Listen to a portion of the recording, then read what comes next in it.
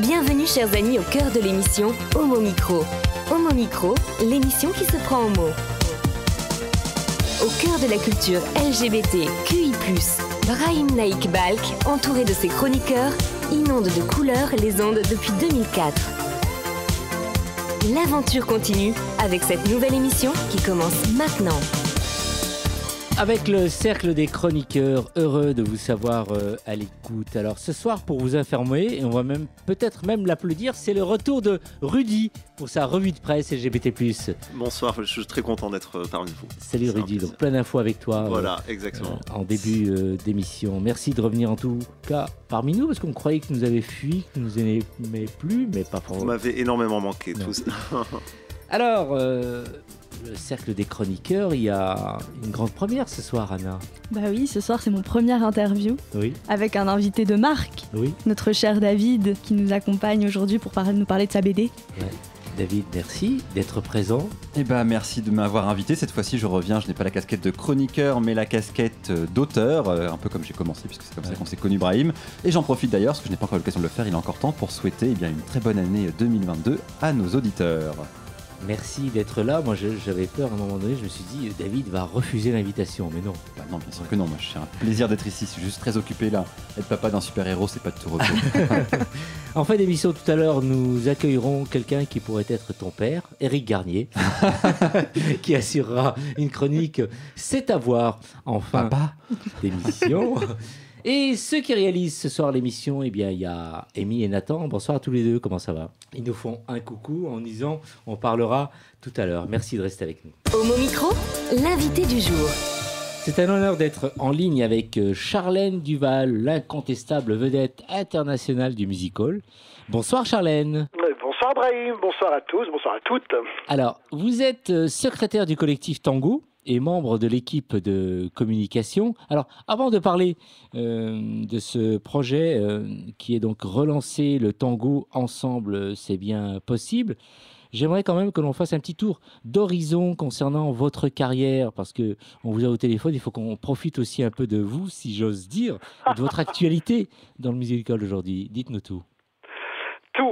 C'est une carrière très très longue, quand même, depuis 1947-48 à peu près.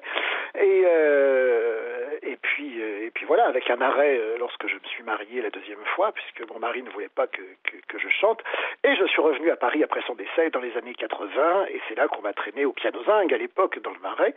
Et puis des gens se sont intéressés à ma personne, et puis donc j'ai recommencé à arpenter les planches, et voilà, sans arrêt depuis jusqu'au mois de décembre où j'étais au Châtelet dans le Colporteur in Paris qu'on a rejoué là ce week-end dernier à Maison Alfort. Et donc voilà, et je me promène toujours dans mes robes sur des escaliers avec des plumes là où on peut en mettre, et je chante. Et des nouveaux auteurs vivants, quelques-uns, très peu, mais des très bons, et puis des vieux auteurs morts, parce qu'il y en a plein des très très bien, et qu'il faut faire vivre ce patrimoine. Naturellement. Merci en tout cas de cette voix enthousiaste et de cette force et de cette énergie justement pour combattre ce projet, pour sauver le tango. Alors, vous intervenez pour nous parler du lancement appel de fonds pour l'entrée au capital de la nouvelle société coopérative qui exploitera le tango pour sa réouverture. Et là, avant quand même, j'aimerais que l'on se souvienne, pour les jeunes qui ne connaissent pas tellement le tango, c'est quand même une boîte qui nous a fait frissonner, qui a fait frissonner, comme tu disais tout à l'heure, un peu les vieux que nous sommes. Dis-nous tout à propos de cette boîte qui est un grand... Le tango, déjà, c'est un dancing historique. Ça a été créé à la fin du 19e siècle. Et c'est en 1995 à l'instigation de Hervé Latapi, que c'est devenu le bal gay que l'on connaît. Donc quand même, depuis 1995, c'est un bail. Il a bien travaillé, et il a réussi à ancrer cette dynamique dans le quartier du Marais. C'est vraiment un endroit qui est unique en son genre, parce que sans connotation péjorative, c'est un coin de province dans Paris, c'est un coin où on peut venir discuter, parce que la musique est pas très forte, on peut venir y danser, et surtout la spécificité des danses à deux, donc tango, passo, valse, cha-cha, etc., qu'on va bien sûr conserver dans la nouvelle formule. Il n'y a pas des changements extrêmement radicaux dans ce que le public du tango a connu. On veut absolument préserver ça. Et alors justement, il y a eu un achat d'immeubles. Donc à un moment donné, la boîte du tango était menacée, mais toute une équipe, vous avez tout fait pour sauver le tango. Alors dites-nous un peu comment vous l'avez sauvé, puisque finalement le tango restera là où il était, là où il a vécu.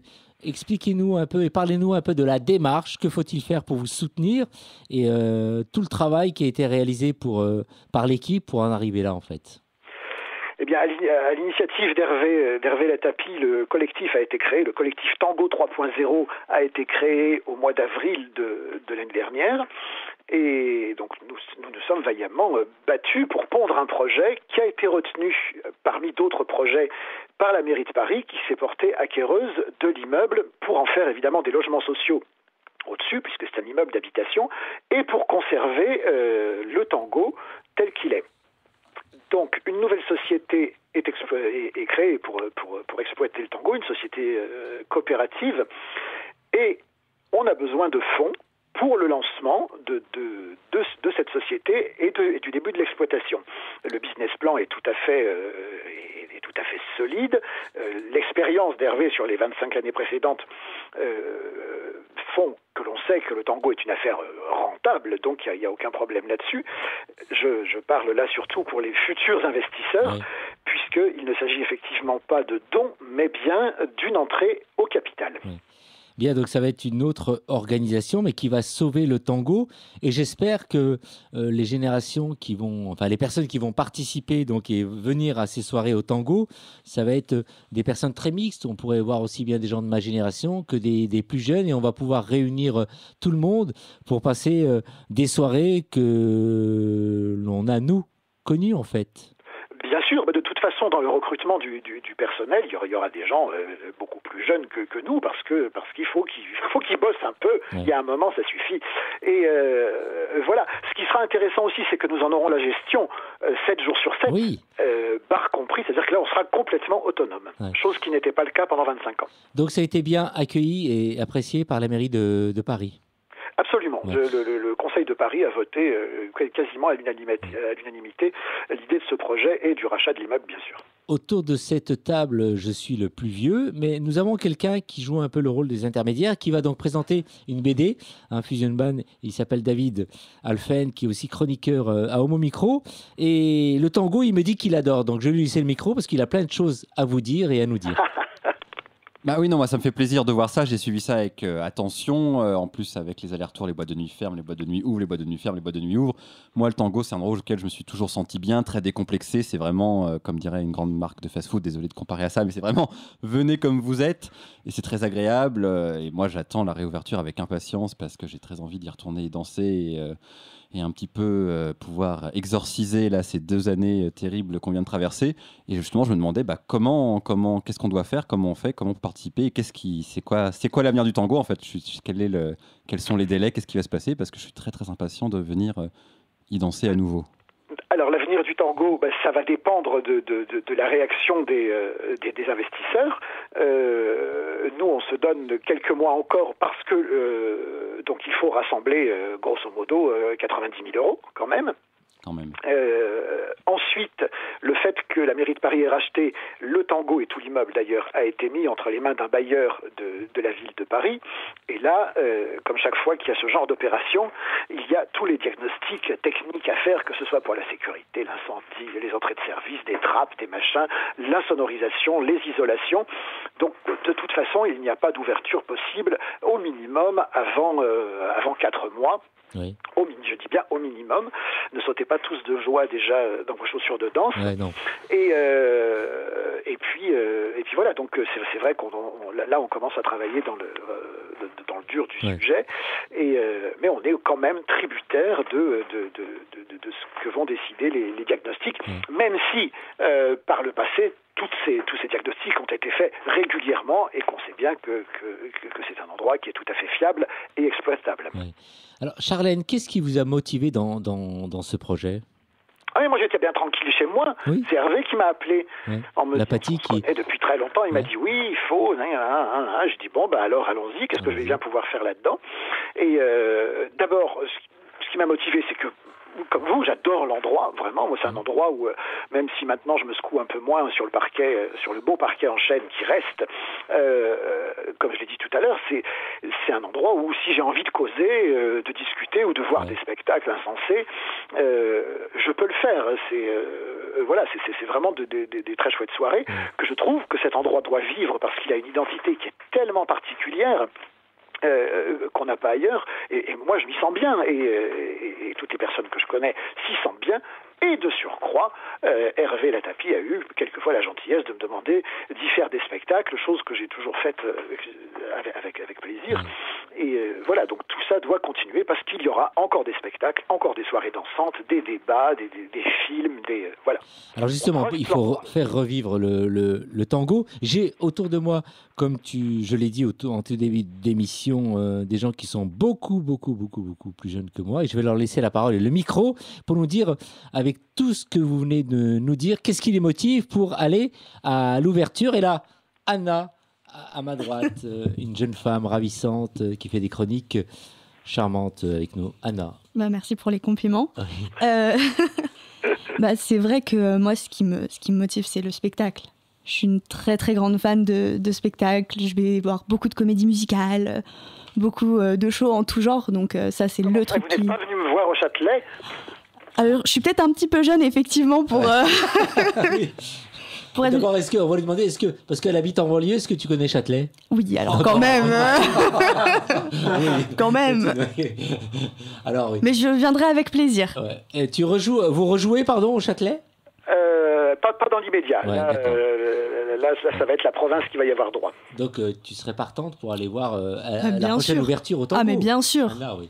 Avec plaisir. Rappelle, ton âge, quand même, c'est important pour les auditrices et auditeurs. Alors, j'ai 23 ans. Voilà. Quelqu'un qui a 23 ans et qui viendra à l'ouverture, c'est tout bon pour la renaissance du tango? Mais il faut vraiment que le jeune public vienne, qu'il apprenne ces danses à deux aussi. Ouais. Il faut quand même que tout ce patrimoine dansant soit préservé. Donc venez et éclatez-vous. Un garçon qui a quelques années de plus. Je vais vous rejoindre sur ça. C'est vrai que ça m'a vraiment donné envie d'y aller parce que je l'ai découvert ce soir. Parce que c'est vrai que je suis néo-parisien, donc je connaissais pas tous ces endroits mythiques d'après ce que vous me dites. Mais c'est vrai que j'ai vraiment hâte que ça puisse réouvrir pour pouvoir le découvrir. Ça serait un bon. Eh bien nous aussi, vraiment, parce que voilà, on a connu des périodes un peu down et puis des périodes plus heureuses. Et là, on est vraiment dans une forme d'euphorie contenue parce que je contiens un peu tout ce petit monde des fois. Et voilà, et on a vraiment hâte que enfin ça se fasse. Une personne qui est très euphorique et qui aime bien bouger, c'est Amy, qui a entre 19 et 20 ans, si je ne me trompe pas. Amy, tu viendrais à l'ouverture? Non. Brahim, tu ne connais pas mon âge. Ah, non. J'ai 19 ans. À 19 ans, oui. Mais moi, je viendrai avec plaisir. Brahim, tu danseras avec moi ou pas? Ouais, carrément, avec plaisir. Alors, dans ce cas, je viendrai. Ce serait la première fois. Nathan, qui est un peu plus vieux. Nathan, ton âge? J'ai 22 ans. Ouais. Voilà, après, est-ce que je reviendrai pour... C'est pas une radio. Oui. Oui. Oui. Mais voilà, il faut attendre la réouverture des boîtes. Hein. C'est pas non plus... C'est pas encore fait. Ouais. C'est pas encore fait pour l'instant. C'est quand même plus ou moins prévu de ce que j'ai pu comprendre des annonces alambiquées gouvernementales. Ouais, effectivement. Alors pour l'instant, ça ne nous touche pas trop parce que de toute façon, c'est fermé. Mais on espère bien que le moment venu où on doit ouvrir, on pourra ouvrir. Ce sera le bonheur. David Alphen, que nous avons entendu il y a quelques instants, évidemment, à l'ouverture, naturellement. Évidemment, je serai le premier là à faire la queue avec mes amis pour redonner un nouveau coup de vie. Qu'est-ce que tu viens de dire pour faire là? Rien du tout pour faire. Brahim, j'ai un peu l'esprit déformé. Oui. Il ne m'a pas vu depuis un mois. Voilà que son esprit divague. Donc là, naturellement, tu seras donc aussi à l'ouverture. Merci, David. Alors, on sera à l'ouverture et là, comme vous êtes chargé de la communication, Charlène, moi, ce que j'aimerais bien, c'est qu'à l'ouverture, l'équipe de mon micro, tu en as entendu une partie, mais pas toute, qu'on soit tous sur place, mais aussi qu'on enregistre un direct. Ah, mais c'est aucun problème. Du team building, les premières chroniques en dansant en même temps. Et un direct, voilà. Et là, c'est quelque chose que, voilà, vraiment pour lancer le tango, on se lance le pari, Charlène, hein? Mais pari tenu. Voilà. L'équipe des techniciens sont vraiment très ravis. Tout de suite, ils me font ouais, Brahim, bonne idée. Et on garde vraiment ce projet en espérant que ce sera donc dans quelques mois. Alors, Charlène, dites-nous tout en ce qui concerne le soutien financier. Comment on doit faire ? Alors, le soutien financier, il est sur le site tangoparis.com et directement sur la page d'accueil, il y a le lien vers LOASO pour faire les investissements. Il y a plusieurs catégories d'investissements possibles. La part est à 100 €. Vous pouvez en acheter tant que vous voulez. Et voilà, ensuite, au cours des assemblées, de toute façon, que vous ayez 1 part, 10 parts, 100 parts, 1000 parts, vous n'aurez qu'une voix, il faut le savoir. Et c'est un système qui fait que si au bout de quelques années, vous voulez retirer vos billes de l'affaire, c'est tout à fait possible. Évidemment, il n'y a pas de perte, à prévoir. Le message est passé. Il y a des gains colossaux, il n'y a pas de perte à prévoir. Donc il faut, voilà, c'est vraiment, ça ne pourra fonctionner que comme ça. Merci. Le message, en tout cas, il est passé et on sera amené par reparler de l'ouverture du tango. Merci Charlène. Merci Brahim et merci à tous et puis bonne émission. À très vite. Merci. À bientôt. À bientôt. Vous écoutez Homo Micro, une émission de et avec Brahim Naik Balk. Attends. La musique. La musique. Alors. La musique, quand tu m'as dit que justement on avait une musique tango, à ce moment-là, je me suis dit il fallait que ça soit forcément en rapport avec notre invité. Et cette chanson de tango, en tout cas, est très connue en Espagne. Je ne la connaissais pas forcément en France. Je l'ai découverte forcément hier, en faisant l'émission. Et c'est même cette chanson qui m'a inspiré d'ailleurs à écouter par la suite plus de tango. Parce que je me souvenais plus du titre. Eh bien, le titre, c'est Fumando Espero de Sara Montiel. On écoute.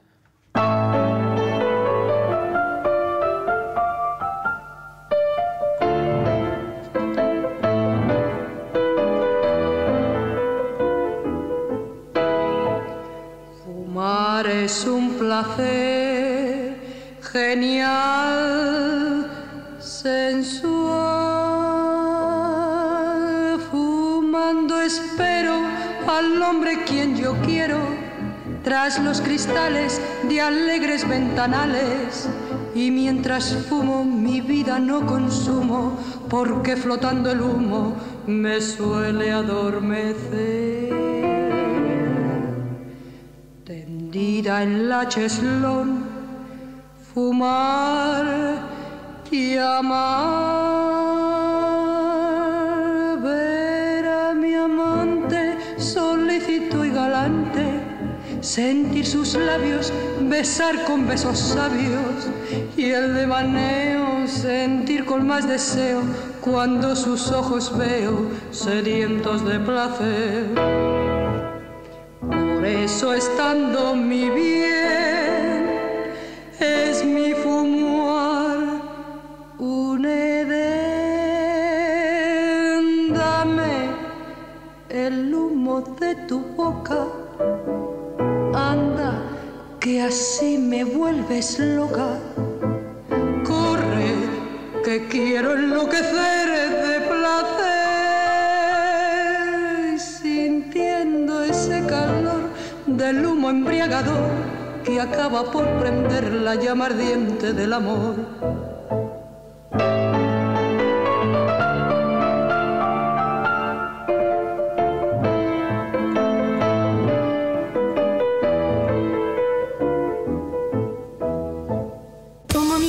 Le cercle des chroniqueurs.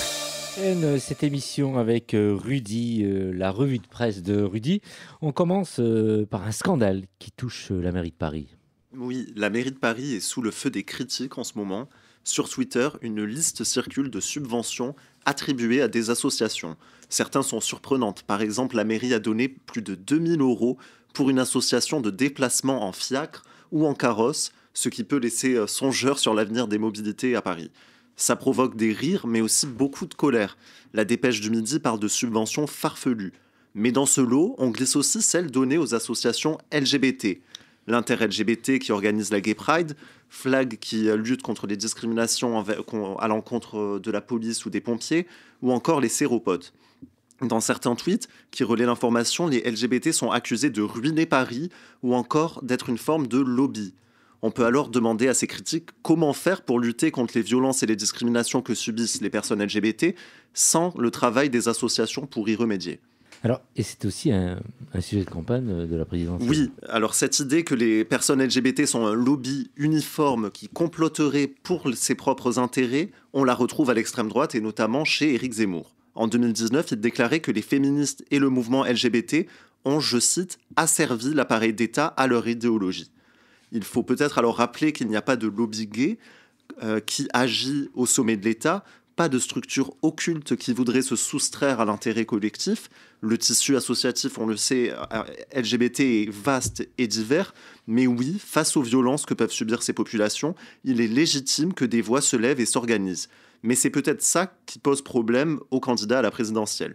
Bien sûr, tout le monde est en droit de critiquer une association et l'argent public qu'on lui donne. Mais alors, quelles propositions Éric Zemmour ou d'autres font pour que ces minorités ne soient plus discriminées ? En les attendant, le tribunal a annoncé la semaine dernière que le candidat serait jugé en mai 2023 pour diffamation aggravée à la suite de ses propos tenus, et c'est une plainte de Stop Homophobie. Passons maintenant à l'Afghanistan, où la victoire des talibans dégrade considérablement les conditions de vie des personnes LGBT. Oui, je ne l'apprendrai à personne, la situation en Afghanistan est préoccupante. Un rapport de Human Rights Watch regroupe 60 entretiens d'Afghans LGBT, avec un titre glaçant « Même si tu te réfugies au ciel, nous te retrouverons ». À cause de leur identité de genre ou de leur orientation sexuelle, ces personnes sont attaquées et menacées par les talibans. Certains ont subi des violences de la part de leur famille, de leurs voisins ou même de leurs partenaires qui soutiennent à présent le nouveau régime. D'autres ont fui leur domicile pour échapper à des attaques, ont vu leur mode de vie disparaître et risquent à tout moment d'être pris pour cible. Alors oui, je ne vous apprends rien sur la vie en Afghanistan, mais le rappeler nous permet de ne pas les oublier. On va finir sur une touche positive. Voilà, alors vous l'avez peut-être vu passer, ce hashtag Out in Church a beaucoup fait parler lundi dernier. Il s'agit du plus grand coming out de l'Église catholique connue. Une centaine de catholiques homosexuels, prêtres ou paroissiens, ont fait leur coming out en Allemagne. Ils appellent à un changement du code du travail de l'Église catholique afin de ne plus avoir peur d'être licenciés ou exclus après avoir révélé leur identité. Par exemple, une ancienne directrice de l'association catholique Caritas et une professeure de théologie ont caché leur relation pendant 40 ans de peur d'être licenciées. Donc lundi dernier, elles ont enfin pu faire leur coming out et l'archevêque de Hambourg a même apporté son soutien au mouvement.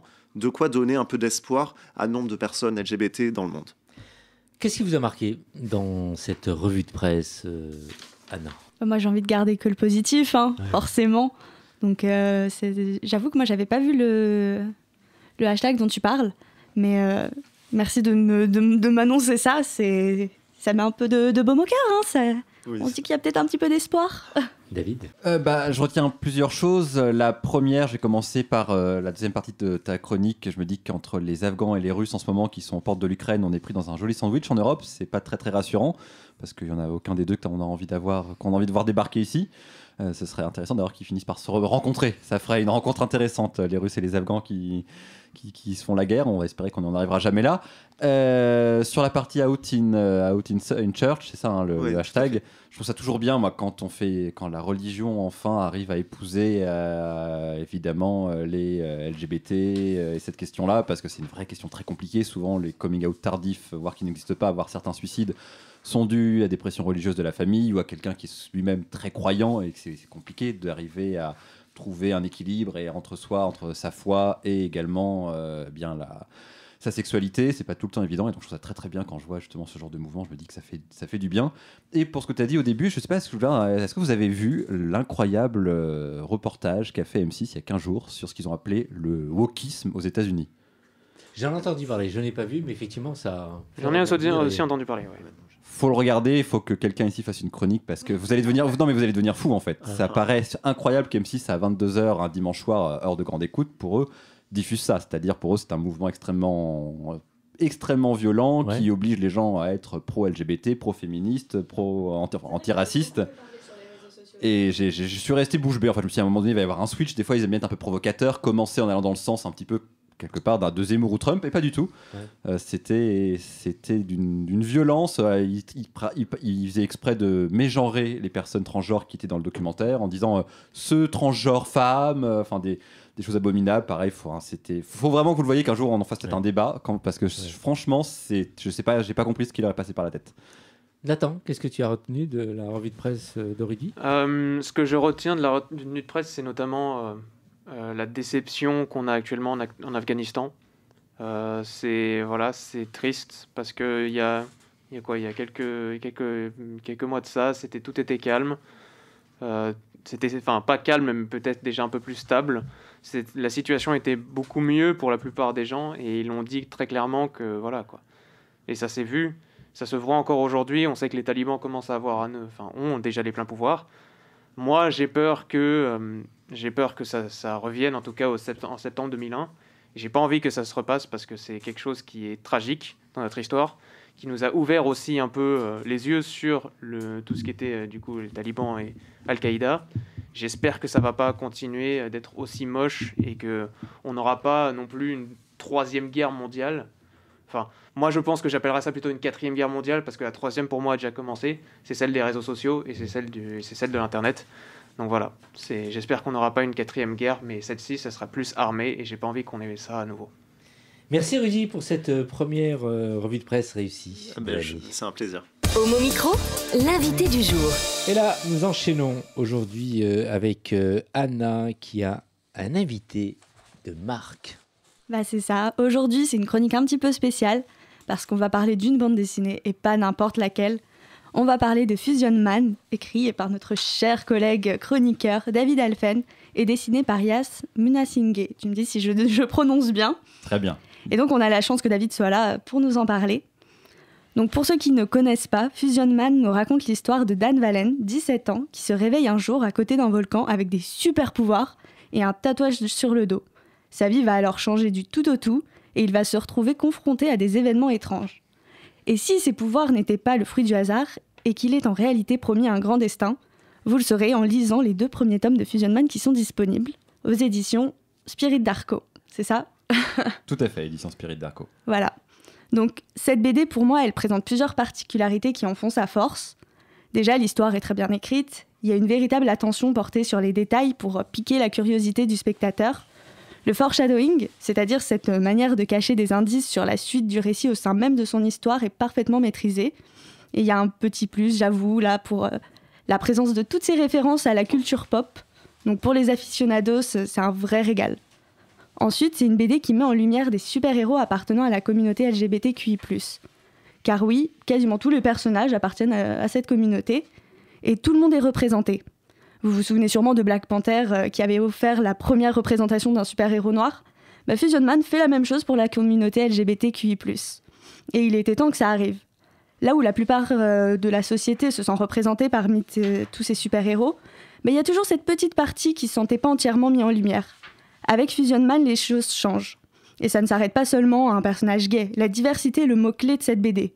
À travers tous ces personnages, Fusion Man donne une visibilité au plus grand nombre.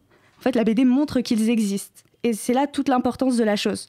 Elle reconnaît leur existence. Alors oui, certains vont me dire « Ouais, pas besoin d'en faire une marque de fabrique, pas besoin d'en faire trop, on fait pas ça avec les hétéros. » Justement, si c'est si facile, pourquoi on le fait ça s'est pas fait avant, en fait. Pourquoi est-ce qu'on a privé une partie de la population de sa représentation ? Fusion Man répond à cette problématique. Mais ce qui est aussi frappant, c'est que c'est normalisé. On parle régulièrement avec David de la représentation LGBTQI+, dans les médias et le rôle qu'on attribue à ces personnages dans les histoires. On parle souvent du fait que dès lors qu'un personnage appartient à la communauté LGBTQI+, il est promis à un destin tragique. Dans Fusion Man, leur destinée n'est pas définie par une orientation sexuelle ou un genre. Ils ne sont pas sacrifiés pour autrui. Les histoires d'amour et autres dramas qu'on peut retrouver sont les mêmes pour tout le monde. Et en fait, ça fait du bien parce qu'on n'en fait pas tout un plat et c'est totalement normal. Donc voilà, là c'était mon petit avis personnel sur Fusion Man. Et j'ai assez parlé et j'ai la chance d'avoir David à mes côtés. Donc qui est mieux placé que l'auteur pour parler de son œuvre ? Donc mon cher David, j'ai quelques petites questions pour toi. Déjà, j'aimerais que tu nous racontes d'où t'est venue l'idée de créer cette BD. Écoute, Anna, déjà, merci infiniment pour cette très belle chronique, ça fait plaisir.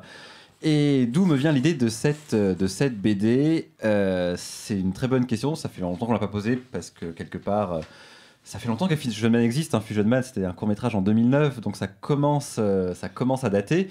Mais déjà, tout simplement par un manque, en fait. Un manque de regarder des programmes, de lire passionnément Spider-Man en bande dessinée, en comics, de regarder la série Batman, The Animated Series, pareil à la télé, de regarder passionnément Buffy contre les vampires, et de me dire que quelque part, je n'existais pas dans ces univers-là, ou peu, et que j'avais envie de me reconnaître, que j'avais envie, et qu'effectivement, quand je vois Batman...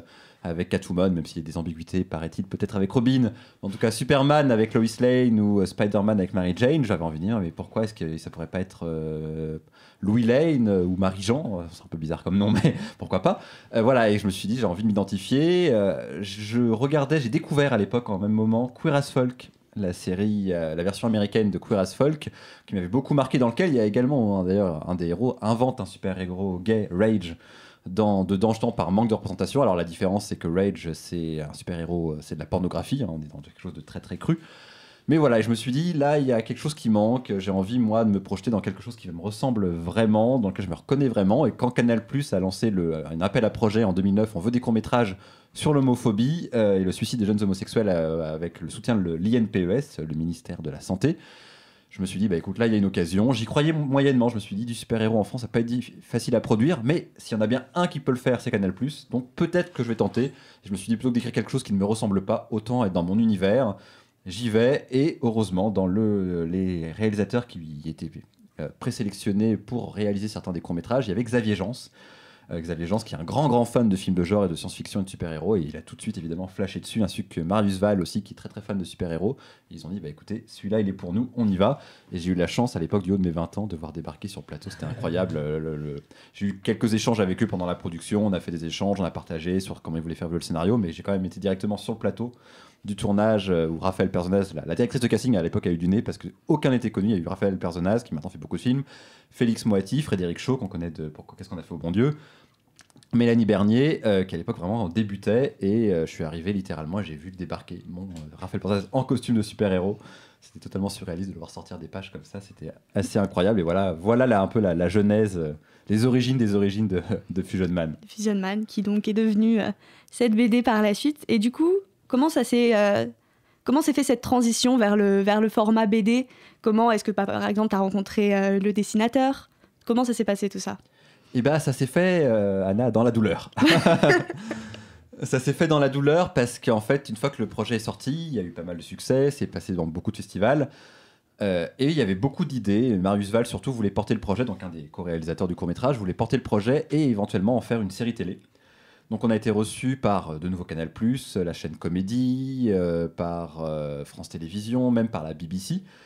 J'avais signé plusieurs options avec une des productrices d'un gars, une fille. Vous savez, l'émission, un des premiers programmes courts de l'époque. Les jeunes connaissent à peine maintenant, mais c'était très connu à l'époque. Un peu les grands-parents de scène de ménage maintenant. Et plein d'options. Et ça s'est jamais fait parce que même si on rencontrait des producteurs enthousiastes, c'était toujours mais c'est super chouette, du super-héros, c'est rigolo, c'est sympa, le court-métrage est très sympa. Parfois, les producteurs disent moi je suis même LGBT, ça m'intéresse. Et puis ils commencent à s'intéresser au budget et puis ils disent mais scène de ménage ou un gars une fille, c'est 2 acteurs, un décor simple, ça touche tout le monde et ça rapporte des millions d'euros. Et là c'est du super-héros, donc déjà c'est encore une niche geek et en plus il est gay, donc une niche LGBT, donc double niche, donc non en fait on va pas y aller. Donc de rendez-vous en rendez-vous, ça a duré des années, il y a peut-être eu 4-5 ans de rendez-vous avec des promesses qui ne sont jamais abouties, des dossiers montés dans tous les sens, et à un moment donné j'ai commencé à me lasser, les gens me disaient mais on veut quand même que Fusion Man existe, et j'ai dit je vais peut-être faire le chemin inverse. Batman, Superman, Wonder Woman, c'est d'abord des comics et de la BD qui sont devenus des films ou des séries télé. Et j'ai dit, je vais faire le chemin inverse. Parce qu'en termes de budget, que mon super-héros, je dis souvent ça, mais j'aime bien cet exemple, qu'il aille sur la Lune ou qu'il marche dans la rue, c'est le même budget en BD, c'est le dessinateur et son travail, contrairement évidemment au cinéma, où là, d'un seul coup, c'est pas le même budget. Pour le coup, tu mets quelqu'un qui marche dans la rue et quelqu'un qui va sur la Lune. Et c'est pour ça que je suis revenu, effectivement, que je me suis dit, écoute, allons-y, revenons à la bande dessinée. Et au niveau de tes choix un peu scénaristiques, est-ce que tu as des inspirations? Parce que c'est vrai que je t'ai parlé, il y a beaucoup de références pop culture. Quels sont tes... Ma référence absolue, c'est Buffy contre les vampires, c'est Joss Whedon, qui en ce moment est dans la tourmente parce que il y a eu des révélations sur les coulisses du tournage, passons sur le fait qu'il n'était pas quelqu'un de très sympathique, on est loin de l'affaire Weinstein, mais qu'il était un peu colérique, un peu mégalo. Mais ça n'en change rien à son travail, les qualités d'écriture d'une finesse assez rare encore aujourd'hui. Et ce qui fait que voilà, c'était mon exemple absolu, les répliques très malines, en termes de comment faire de l'exposition efficace en étant drôle ou en étant malin, toujours dire quelque chose, surtout toujours dire quelque chose. On vous offre un espace pour raconter une histoire, c'est tellement rare ces espaces, les gens se battent pour avoir des espaces dans la fiction, la littérature, le cinéma, les séries télé, la bande dessinée, que quand on vous offre un espace, il ne faut pas qu'une seule réplique, qu'une seule scène ne dise rien, en fait, c'est ce que j'ai appris. Des fois on se dit, oh mais je vais raconter, oui ça c'est juste pour un peu montrer ça, un peu faire ça, non, faut que tout raconte, même s'il y a un moment de creux, même si c'est un moment comique, un moment léger, ou juste, je me suis dit, il faut toujours être pertinent, et c'est comme ça, et encore plus quand c'est une question LGBT, même si là c'est le super-héros, que ça fonctionne par métaphore, que le super-héros c'est fait pour être du divertissement surtout, d'abord, faut malgré tout qu'il y ait de la substance et que ça dise quelque chose derrière, donc c'est comme ça que j'écris, j'ai de trouver l'équilibre entre... Voilà, qu'est-ce que ce combat veut dire? Est-ce qu'à ce moment-là, dans Buffy, quand elle se bat, là, elle se bat, c'est pas que elle se bat contre un vampire pour sauver quelqu'un qui va se faire manger par le vampire, c'est que là, elle a appris qu'elle avait une mauvaise note en classe, je prends un exemple bateau, et elle va massacrer le vampire parce que voilà, c'est ses enjeux à elle, c'est le lycée, c'est avoir des bonnes notes et qu'elle est pas contente et qu'elle va tabasser le vampire un peu mécontente parce que ou qu'elle s'est fait larguer ou qu'il y a eu un problème, voilà, et qu'à un moment donné, le combat contre le vampire va devenir l'extension de l'émotion qu'elle a sur le moment, et c'est pas simplement juste je vais aller faire un combat pour avoir une belle démonstration, et c'est un peu comme ça que moi je pense aussi pour Fusion Man, c'est que chaque scène, chaque action, ce qui se passe est toujours un minimum de substance. Ok. Tu parlais de métaphore. Et c'est vrai que dans le tome 2, alors attention, petit spoil à venir pour ceux qui n'ont pas lu, le tome 2 marque le retour du père de Dan. Et du coup, je me demandais, est-ce que derrière ce retour, il n'y a pas une problématique peut-être que tu veux soulever, peut-être que juste la question du père qui revient, en bien ou en mal. Vous le découvrirez en lisant la BD. En répondant, je donnais un peu des infos, et puis tant pis pour les auditeurs qui nous écoutent, la BD est sortie depuis maintenant, le premier tome 1 an et le deuxième 6 mois, donc on a le droit, je sais pas parce que c'est les règles pour les révélations. Il y a prescription sur les spoils. Il y a prescription, mais on va pas non plus tout révéler, mais effectivement, non, très bonne question Anna, effectivement c'est le sujet en fait. Souvent les gens me disent, en termes, quand je dis la substance, qu'est-ce qu'elle est, et parce que les gens sentent qu'il y a quelque chose, mais c'est pas forcément évident, et pour moi, il y a une page pour moi qui est très représentative, et je vais en spoiler un peu, mais il y a une page où la mère de Dan, donc de Fusion Man, c'est son nom à la ville, Dan Valen, la mère de Fusion Man est enfermée dans un cachot. Il y a une créature mystique qui est au sol, enchaînée. Et Dan, qui est donc un jeune homme homosexuel, est lui-même aussi enchaîné à un mur. Et le seul personnage qui est libre dans cette scène, c'est le père, qui en plus, pour une raison un peu, je ne vous en dirai pas plus, mais qui est responsable de les avoir emprisonnés. Et pour moi, c'est vraiment ça le fond. Pour moi, cette page représente ce que j'ai voulu raconter, c'est-à-dire Fusion Man essaye de légitimer le fait que c'est un super qui peut être LGBT et un super-héros, mais c'est pas l'histoire, c'est quelque part ça. Et son père, coûte que coûte, essaye lui de dire je veux ces pouvoirs-là, c'est moi qui est censé être un super-héros, c'est ma place à moi. Et parce qu'en fait, c'est ça, c'est le super-héros blanc hétérosexuel, l'homme blanc hétérosexuel qu'on a partout dans toute la fiction depuis maintenant des millénaires, et qui, pour moi, effectivement, le titre du deuxième volume, c'est Au nom du père, parce que pour moi, le grand méchant de Fusion Man, c'est le patriarcat, qui pour moi, on parlait tout à l'heure avec Rudy de religion, et pour moi, c'est la vraie problématique, c'est-à-dire pour moi, la religion sert de prétexte à appuyer un patriarcat pas tout le temps légitime, pour dire, bah oui, écoute, voilà, les femmes, c'est ça, les homosexuels, c'est ça, etc., c'est ça, et pour moi, c'est le plus grand problème de notre société actuelle, et comme disait quelque part, je pense indirectement tout à l'heure, Nathan, c'est l'idée de la guerre, et a commencé sur les réseaux sociaux, une troisième guerre mondiale, et c'est effectivement une guerre idéologique, mais ce qui est très violente quand on voit aux États-Unis Donald Trump qui passe après Obama, c'est, quand on parle de wokisme, on disait tout à l'heure, c'est le progressiste ou l'humanisme, c'est justement, il y a quelque chose de très violent qui joue entre les gens qui sont conservateurs et les gens progressistes, et qu'en ce moment on le sent et que c'est très tendu. Même si on prend pas les armes, les mots sont durs, les cours de récré avec des parents différents, enfin c'est très très compliqué en ce moment, et c'est ça pour moi le vrai problème du moment, et c'est ça que je voulais faire avec Fusion Man au début, c'est qu'avant qu'ils vivent de vraiment aller dans d'autres aventures, aller dans peut-être ces histoires d'amour et autres, pour moi c'était s'émanciper de ça, c'est que lui-même dans son histoire fasse le geste qui était de s'émanciper, même si j'adore Spider-Man, Batman, Superman, Wonder Woman, etc., c'était s'émanciper de ça, et que d'un seul coup ils disent bah écoutez, maintenant voilà, on m'empêche d'être un super-héros, comme Fusion Man a été empêché d'exister par les productions et autres, ou certains éditeurs, on m'empêche d'exister, et maintenant je m'émancipe de ça. Et comment le faire? C'est lui-même être confronté à son propre patriarcat, et quoi de plus, finalement, dans la métaphore, de plus direct que son propre père en fait. Et on en parlait effectivement un peu tout à l'heure en introduction. Les gens disaient ça ressemble un peu à Star Wars, évidemment, le père avec un retournement, ou au Gardien de la Galaxie qui fait ça récemment. Je dis, c'est vrai, en même temps, c'est une figure récurrente, mais pour le coup, là, j'avais pas d'autre moyen que de le raconter comme ça, parce qu'effectivement, c'est ça que je voulais raconter, et que quelque part, je pense aussi que beaucoup de gens et beaucoup d'auteurs ont des problèmes avec la figure paternelle. Donc je pense que c'est pour ça que ça se retrouve beaucoup. Je pense qu'on a un peu interrogé beaucoup d'auteurs, peu importe de fiction, ils diront toujours mon rapport à mon père est un peu compliqué. Et tu parlais voilà, de ton personnage qui est ce super-héros gay qui se retrouve face au super-héros blanc, cisgenre, etc., classique. Pourquoi est-ce que, selon toi, c'était important de créer un personnage gay, un super-héros surtout gay, et de l'entourer comme ça de personnages LGBT? Bah là, c'est pas arrivé tout de suite, pour être honnête. J'ai créé Fusion Man parce que je suis un homme homosexuel. J'ai créé un homme homosexuel, l'identification est facile. Et j'ai écrit la première version de l'histoire qui vient de sortir, des volumes 1 et 2, de Fusion Man, les origines d'un super-héros et Fusion Man au nom du père, un an après la sortie du court-métrage, donc en 2009. Et à ce moment-là, même moi en tant que spectateur, je consommais encore beaucoup, évidemment, ce que je trouvais. Il n'y avait pas encore Netflix, il n'y avait pas encore beaucoup de choses. Donc, à part Grey's Anatomy qui commençait à faire un peu de diversité, et ABC avec Desperate Housewives et des choses comme ça, Six Feet Under, il y en avait très peu. Donc, tous mes personnages étaient très blancs, très cisgenres. Et il y avait en gros Dan, Fusion Man, était homosexuel, et les autres autour de moi étaient blancs, cisgenres et hétéros, globalement. Et naturellement, dans ce que j'écris plus récemment, parce que ce sont mes enjeux, et qu'heureusement la culture de la fiction s'ouvre, j'ai fini moi-même par intégrer très naturellement, sans penser à des quotas, des personnages LGBT, de couleurs, de religions différentes. Mais pour Fusion Man, c'était pas le cas.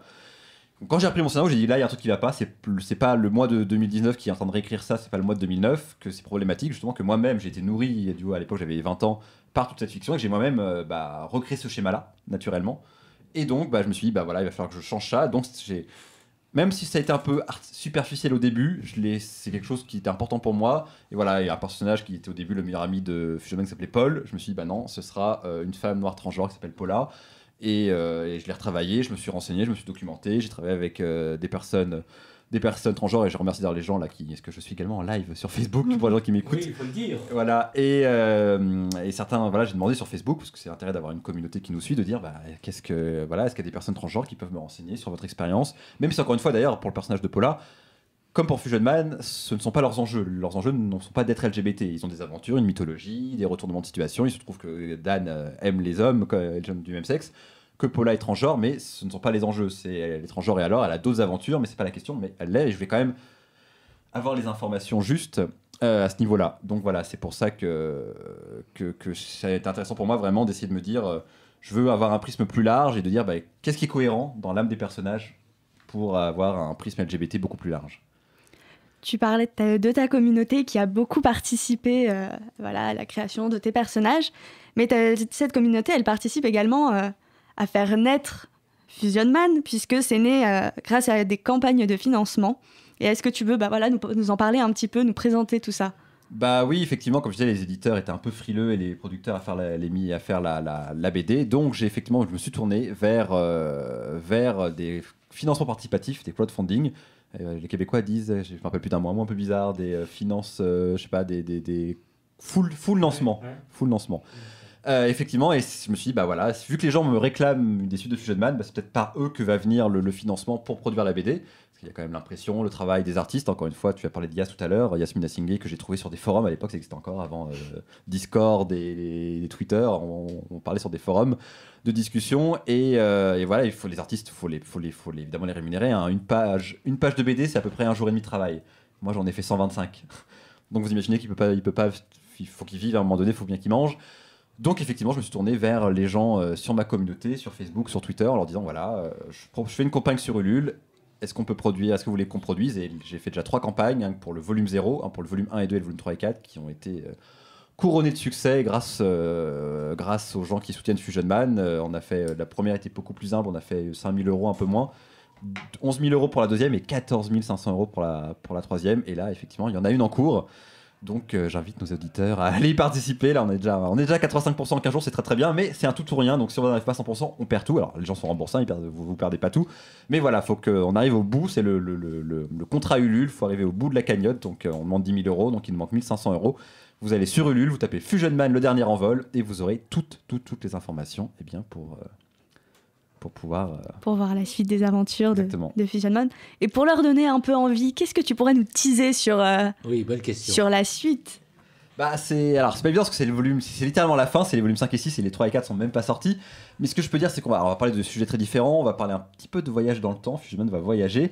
On va parler également de dépression. C'est un sujet, je trouve, assez intéressant. Le premier parle donc du patriarcat, le volume 1 et 2. Le volume 3 et 4 parle de deuil. Et le volume 5 et 6 parle de dépression. C'est un sujet important, surtout dans la communauté LGBT, par système de métaphore. De féminisme également. On va avoir des scènes d'action assez épiques. C'est quand même la fin, il faut qu'il y ait un beau final. Beaucoup de tensions dramatiques et amoureuses également. On est un peu plus sexy que d'habitude parce que même si on reste très soft et grand public, c'est vraiment tout public, les personnages vieillissent, donc évidemment à un moment donné les gestes d'affection, l'intimité devient importante également. Donc voilà, et puis surtout les gens ont également des contreparties, vous recevez les BD chez vous si vous participez, vous avez des stickers, vous avez des mugs, vous avez des Funko Pop, des figurines pour ceux qui sont un peu geeks, qui connaissent des figurines à l'effigie de mes personnages, donc plein de choses pour remercier les gens qui contribuent au projet. Alors pour contribuer au projet David, donc pour aller jusqu'à 10 000, il reste 1500 comme tu disais, c'est quoi le délai ? Il nous reste une vingtaine de jours. Le 23 février. Le 23 février, la campagne se termine. Elle a commencé le 15 janvier. Je sais que toi, tu as déjà prévu, Brahim. Je t'ai vu. Exactement, j'ai prévu de le soir, effectivement. Alors, comme je trouvais le truc un peu compliqué, on me demandait un code, un mot de passe. Déjà, ça commence mal pour moi, mais tu m'expliqueras après l'émission parce que je vais participer en tout cas. Exactement. Et c'est juste compliqué pour Brahim. Je préfère dire aux gens que les gens ne se font pas peur. C'est compliqué pour Brahim, vous y arrivez très bien. Et pour Eric Garnier qui va intervenir tout à l'heure en fin d'émission, c'est trop compliqué pour lui. Je l'ai vu venir celle-là, mais je l'ai vu venir. Tu m'expliqueras. En tout cas, moi, je n'ai pas encore contribué et beaucoup de gens n'ont pas encore contribué et on arrivera, j'en suis persuadé, au terme de ce que tu attends et peut-être même beaucoup plus, parce que c'est possible d'avoir beaucoup plus. Bah oui, je l'espère. 10 000 € c'est le minimum pour que la BD se fasse. Et si à 15 000 € on peut se faire un resto entre 10 000 et 15 000 avec l'équipe de mon micro. Il y a une contrepartie, effectivement, où il y a un restaurant avec les contributeurs. Ah ouais. Ah, bien. Mais non, effectivement, et par contre, effectivement, je peux inviter nos auditeurs le 23 février pour la fin de la campagne, et si vous êtes disponible d'ailleurs, c'est un mercredi, et bien pour les Parisiens, de 19h à 22h, on fait la fin de la campagne au restaurant tous ensemble, en live, à la fois sur les réseaux sociaux comme ce soir, et puis on partagera un verre. Et effectivement, si la campagne est un succès, j'offre au moins le champagne. Non, mais on espère. Avec modération. Et tout ça à la rotonde à Montparnasse. Non, pas du tout. Non, normalement, on verra, on va confirmer, mais au Little Café, qui est un endroit que j'aime beaucoup, dans le Marais.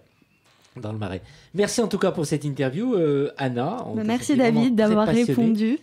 Merci David d'avoir changé de rôle et d'avoir porté cette casquette d'invité. On va croiser les doigts et longue vie à Fusion Man, et je suis sûr que dans 10 ans on te réinvitera pour que tu nous reparles justement de ce projet qui grandira, et peut-être qu'on te perdra tellement que tu seras médiatisé et qu'on aura du mal à te contacter, je crois. La version Netflix, le Fusion Man adapté. Si tu veux, je peux faire le scénario de la série, il n'y a pas de souci. Merci Anna et merci David, et longue vie à Fusion Man. Homo Micro, l'émission LGBTQI+, qui se prend au mot. Et nous allons une nouvelle fois passer à la musique, Nathan.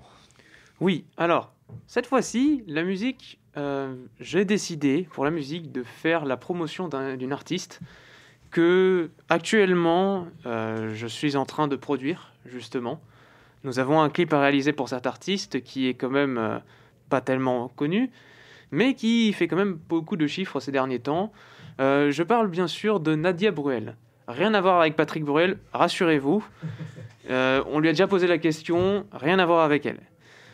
Il faut savoir que Nadia est au fait auteure, mélodiste, chanteuse, comédienne et productrice. C'est une artiste du coup qui est aux multiples facettes et qui aime transmettre et partager.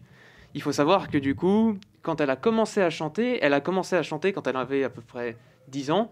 Elle a commencé à faire de la scène et à être repérée par quelques petits cabarets il y a à peu près, je pense, 30 ans de cela. Elle a commencé du coup à se faire un petit nom sur la scène, qui était des cabarets, et elle a enchaîné de plus en plus les théâtres, jusqu'à aller même jusqu'à Avignon pour performer quelques petites scénettes. Elle fait beaucoup de reprises, et aujourd'hui, je me disais, elle vient de sortir il y a quelques mois son premier EP, et qui est Paris dans vos yeux. Et cet EP, justement, il est passé sur FIP, qui est quand même une radio qui est connue en France.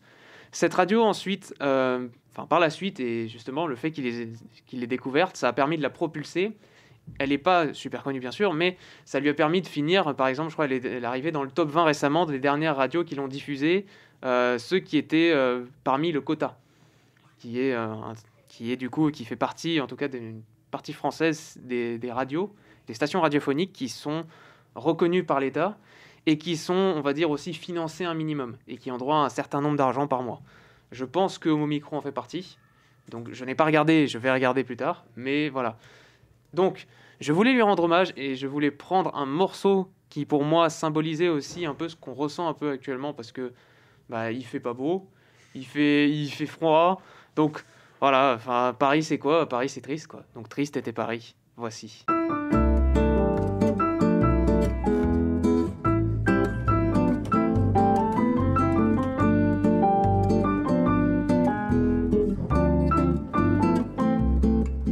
Je te revois parfois en rêve, pour nous pas de trêve, sur la rivière solitaire, où mes yeux se perdent.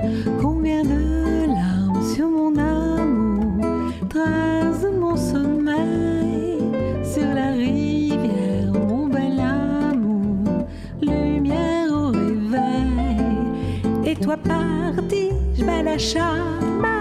Stop tes escapades, cœur froissé, ce nénuphar, noyé telle une star. Triste était mon cœur, triste était Paris, sans toi mon amour, sans toi mon amour, assise au bord de notre quai, triste frissonnant. Abandonné comme mon cœur battant sur la rivière de notre amour où mon cœur se noie, nos rêves dansent pour toujours. Moi au fond de toi, où sont passés tous nos baisers, nuit inachevée, blond désert, ma solitude, vois ma lassitude. Triste était mon cœur, triste était Paris, sans toi mon amour, sans toi mon amour.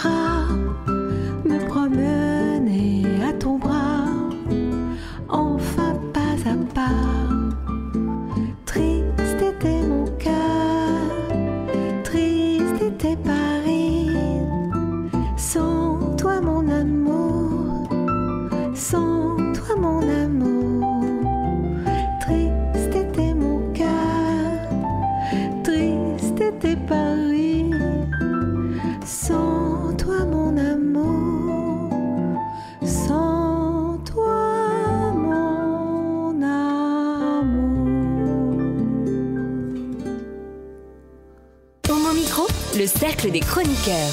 Nous en arrivons au petit dernier, le meilleur pour la fin. Éric Garnier, c'est à voir. Qu'est-ce que tu nous proposes, Éric? Bonsoir à toi. Alors, oui, un DVD, bonsoir les amis, un DVD qui n'est pas tout récent, paru chez Optimal et que j'avais mis de côté, hélas, je l'avais regardé un petit peu vite et voilà, je l'avais négligé et je l'ai repris et j'ai eu raison. Ça s'appelle Martyr, comme un martyr, et c'est un film libanais de Mazen Khaled. Alors, c'est un film très spécial. On dit Khaled. Khaled. Avec l'accent. Khaled. Mazen Khaled. Ouais. Ça se passe donc à Beyrouth. Bon, dans ce début de 21e siècle.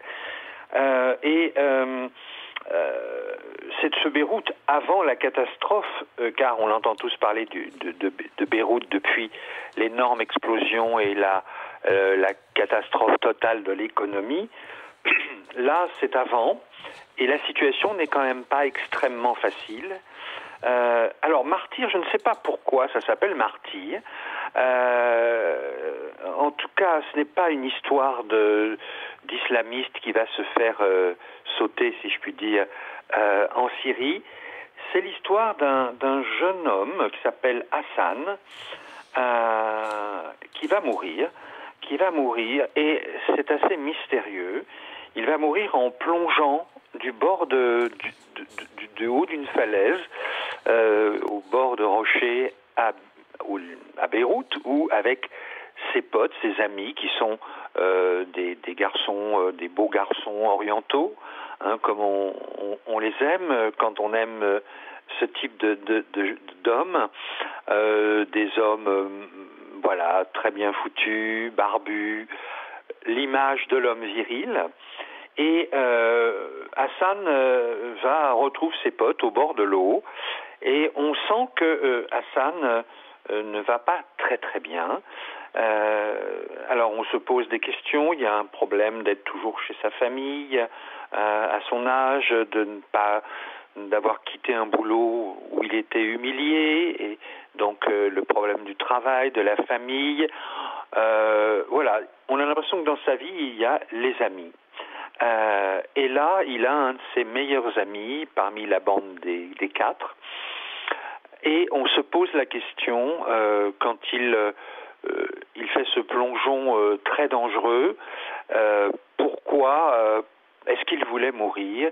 Est-ce qu'il avait des sentiments pour cet ami dont il n'osait pas parler? Est-ce que, voilà, il y avait beaucoup de non-dits autour d'une attirance. C'est vrai que ce film montre des jeunes hommes pas en maillot de bain, en caleçon de bain, torse nu, voilà, au bord de l'eau, au bord de la mer, la peau brillante des gouttes d'eau de la Méditerranée. Donc c'est une ambiance très spéciale, surtout que il va falloir l'enterrer, ce Hassan, et ce sont ses amis qui vont être chargés de sa toilette mortuaire. Alors, il n'y a pas de scène de sexe, il n'y a pas de baiser. C'est pourtant dans la collection d'Optimal, qui est une collection de films LGBT. Là, si vous voulez, c'est très spécial parce que il y a une forme d'érotisme, d'homo-érotisme lié à la mort. Et cette dernière toilette va être effectuée avec beaucoup d'amour, beaucoup de délicatesse, va être filmée avec beaucoup de pudeur. On n'en saura pas plus sur ce qu'avait Hassan dans la tête. On est bouleversé, bien sûr. On découvre aussi certaines pratiques religieuses, et on ne peut pas non plus nier que l'on est assez émerveillé par la beauté de cette jeunesse libanaise. Voilà, Martyr, ça s'appelle Martyr de Mazen Khaled, et c'est chez Optimal. Il n'est pas sorti récemment, mais je suis heureux de l'avoir vraiment regardé, car c'est un film hors norme qui nous plonge vraiment, pas seulement dans la Méditerranée, mortelle pour Hassan, mais qui nous plonge une heure et demie dans un milieu de jeunes Libanais d'aujourd'hui, de jeunes Beyrouthins déroutés, et on sent toute la pression, les pressions de tous ordres qui font que la vie n'est pas facile pour eux, tout demi-dieu qu'ils soient, de par leur grande beauté. Merci pour cette découverte, Éric Garnier. Chose qu'on t'a pas dit au moment où tu es intervenu par téléphone, c'est que nous allons passer dîner chez toi et nous sommes 10. Est-ce que tu nous invites? Non, parce que je vais aller me coucher. Et très bien. une autre fois, si vous me prévenez. D'accord. Très bien. Okay. Merci Éric, on t'embrasse et à très vite dans les studios. Oui, merci, au revoir les amis. Merci, au revoir, à très vite. Fusion Man, l'envol, on peut se le procurer où? Fusion Man, au mot à la bouche ou sur Internet, effectivement, ou dans toutes les bonnes librairies pour ceux qui ne sont pas sur Paris. Merci d'avoir changé de rôle et d'avoir joué le rôle d'invité. Merci pour cette BD qu'on souhaite très très longue vie. On espère t'inviter à tout moment. Merci et dans 6 mois, Rudy.